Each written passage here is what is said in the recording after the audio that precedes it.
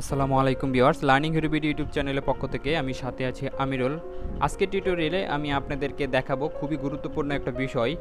সেটা হলো যে যারা নতুন সেলার এবং যারা ভাবেন যে ফাইবারে বায়ের রিকোয়েস্ট আসে না কেন, কখন বায়ের রিকোয়েস্ট আসে এবং বাইরে নক পাচ্ছেন না কেন, তো এই বিষয়টা ক্লিয়ার করার জন্য আমি আপনাদেরকে আজকে এই টিউটোরিয়ালটা তৈরি করেছি এবং এই ভিডিওতে আমি আপনাদেরকে দেখাবো যে আপনারা কখন ফাইবারে অ্যাক্টিভ থাকলে আপনাদের বাইরে নক পাওয়ার সম্ভাবনা সবচাইতে বেশি।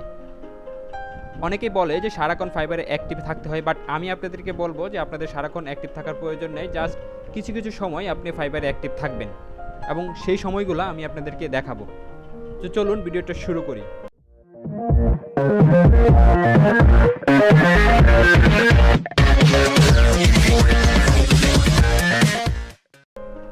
আপনারা দেখতে পাচ্ছেন যে আপনাদের সামনে আমি একটা পিডিএফ ওপেন করেছি এবং পিডিএফের প্রথম পেজে আপনারা দেখতে পাচ্ছেন যে বাংলাদেশ সময় ভোর 5টা 30 AM থেকে 7টা 30 AM পর্যন্ত এই সময়টা সবচাইতে গুরুত্বপূর্ণ সময় হচ্ছে বায়ারের নক পাওয়ার সময়। এই সময়টা আপনি তেমন একটা বায়ার রিকোয়েস্ট পাবেন না, যদিও পান দু একটা বায়ার রিকোয়েস্ট পাবেন। তো আশা করি এই সময়টাতে আপনারা সবচাইতে নজর দিবেন।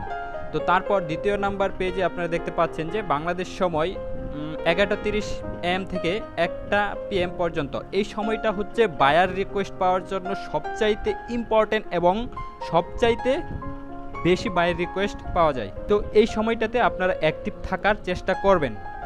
তারপর তৃতীয় নাম্বার পেজে আপনারা দেখতে পাচ্ছেন যে ফাইবারে অ্যাক্টিভ থাকার সময় বাংলাদেশ সময় সন্ধ্যা 7টা 30 থেকে 8টা 45 PM এই সময়টাতেও পর্যাপ্ত পরিমাণে বায়ারের নক পাওয়া যায় এবং সেই সাথে সাথে বায়ার রিকোয়েস্টও পাওয়া যায়।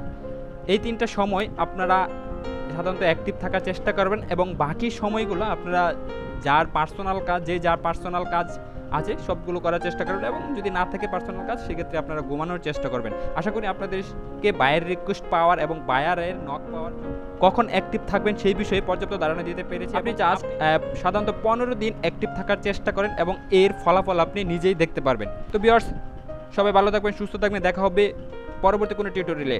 আল্লাহ হাফিজ।